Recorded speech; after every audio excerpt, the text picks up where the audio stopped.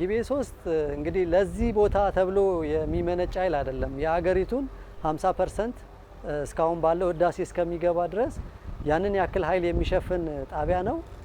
እዚህ ቦታ የሚባል ሳይሆን በአገር አቀፍ ደረጃ ባሉ የኤሌክትሪክ ኔትወርኮች ለሁሉም አካባቢ ኃይሉን ይሰጣል ማለት ነው።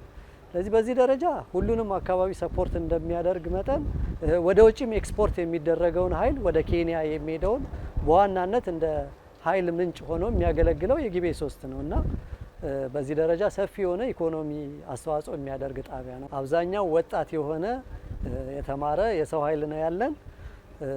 ምንም አይነት የውጭ አይነት ድጋፍ የለንም ከአቅርቦት በስተቀረ።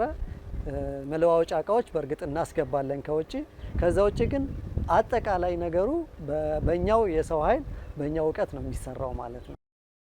በዚህ አመት ትንሽ የኃይል አቅርቦት ፍላጎቱ በጣም ከፍ ብሎ ነበረ።